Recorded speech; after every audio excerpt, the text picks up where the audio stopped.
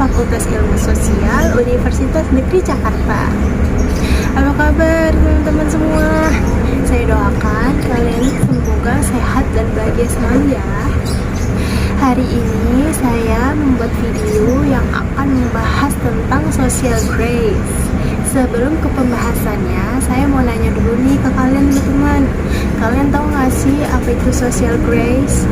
Mungkin jika saat ini kalian searching di Google apa itu social grace, rata-rata kalian pasti akan melihat materi yang diajari oleh calon pramugari Indonesia.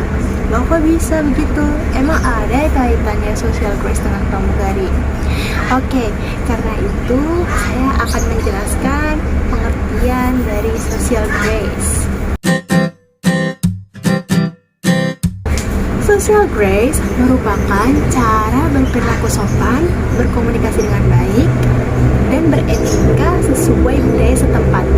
Dan karena pengertian inilah kenapa social grace ada di dalam materi calon pramugari Indonesia.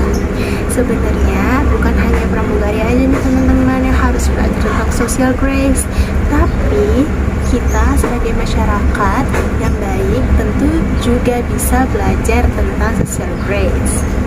Social grace sendiri mempunyai aspek-aspeknya teman-teman, dan ini yang termasuk aspek dalam social grace diantaranya mengucapkan salam atau greetings. Di sini kita akan diajarkan bagaimana cara mengucapkan salam dengan baik dan benar. Lalu ada aspek mendengarkan. Di sini juga kita akan belajar bagaimana cara menjadi pendengar yang baik. Lalu ada aspek berbicara, aspek ekspresi wajah, aspek bersikap santun, aspek komunikasi verbal non-verbal, aspek meminta maaf, dan lain-lain. Sekarang saya akan membahas salah satu contoh dari aspek social grace, yaitu bersikap sopan. Oleh karena itu, mari teman-teman kita dengarkan secara seksama ya. Sikap santun atau bersikap sopan. Saya tahu dari kalian ini pasti udah hatam banget apa yang dimaksud dengan sikap sopan santun, dan kalian juga udah sering menetapkan sikap ini di kehidupan sehari-hari kalian.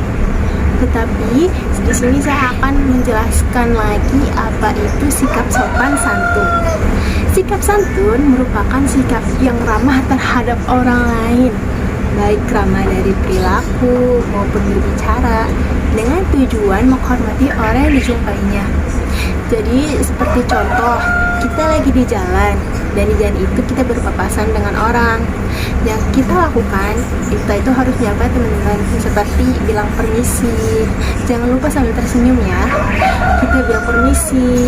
Lalu untuk orang kalau kita berpapasan dengan orang yang kita kenal, kita bisa panggil nama dia, kayak misalkan pagi Bu Ida, pagi Indah, pagi Panto, sambil tersenyum.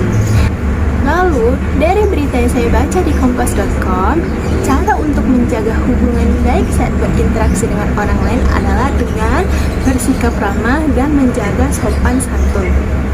Berikut perilaku sopan santun terhadap orang lain. Yang pertama, mengingat nama orang yang kita temui. Ini khusus orang yang udah kita kenal ya teman-teman. Kedua, tersenyum dengan orang lain dapat menciptakan interaksi yang lebih baik. Yang ketiga, mendengar ucapan orang lain tanpa memotong pembicaraannya. Yang keempat, berpikir sebelum berbicara, bukan berbicara sebelum berpikir. Saat kita berbicara, alangkah baiknya kita pikirkan kata-kata yang akan kita ucapkan, guys. That's why kenapa kepala sekolah SMA saya dulu pernah berkata, alasan mulut jaraknya dekat dengan otak itu karena kita disuruh berpikir dulu sebelum berbicara. Ini gimana ya kalau saya ngomong gini? Ini bakal nyakitin hati dia nggak? Atau bagaimana? Intinya, kita tuh harus berhati-hati saat berbicara agar kita tidak melukai perasaan seseorang dengan ucapan kita. Yang kelima, berusaha membaur dalam pertemuan. Yang keenam, tidak menghakimi. Maksud menghakimi di sini yaitu misalkan kita lagi ngobrol sama orang, tiba-tiba orang itu menjelekkan teman kita si A, kayak si A tuh gini-gini loh, si A tuh orangnya kayak gini-gini loh. Intinya dia menjelekan teman kita lah. Kita sebagai orang yang mengenal si A itu bagaimana, kesehariannya bagaimana, seharusnya tuh kita nggak usah terpancing dengan omongan dia dan tidak juga langsung menghakimi atau membenarkan ucapan orang tersebut. Ada baiknya kita itu selidiki terlebih dahulu atau kita bertanya langsung kepada orang yang bersangkutan. Dan yang terakhir, ucapkan tolong dan terima kasih.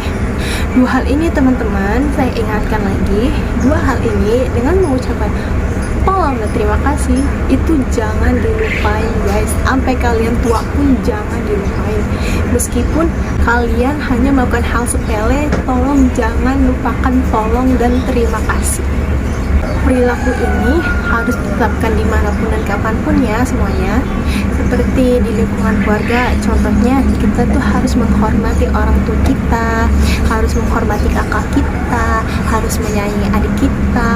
Kalau di depan orang tua, kita tuh tidak boleh berkata yang kasar, tidak boleh juga meninggikan suara kita kalau sedang berbicara dengan orang tua.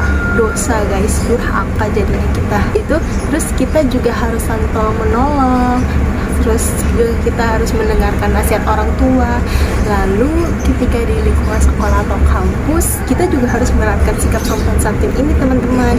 Kayak misalkan di jalan kita itu papasan sama dosen atau teman kita, jangan lupa kita itu senyum terus sapa mereka kayak halo boy, halo pak, halo bu, kayak gitu. Oh, untuk dosen jangan lupa sambil salim ya guys. Kemudian ketika di lingkungan masyarakat, kita juga mesti menerapkan sikap ini teman-teman. Kayak nih contoh kasus kayak gini, kita nih misalkan disuruh mama, disuruh ibu untuk pergi ke warung, namun ke tengah jalan kita lihat ada ibu-ibu yang lagi ngerumpi gitu, ngerumpi asik, tapi mereka ngerumpinya itu di tengah jalan guys. Itu kalian boleh loh menegur mereka dengan sopan, kayak gini misalkan bilang permisi ibu, numpang lewat ya.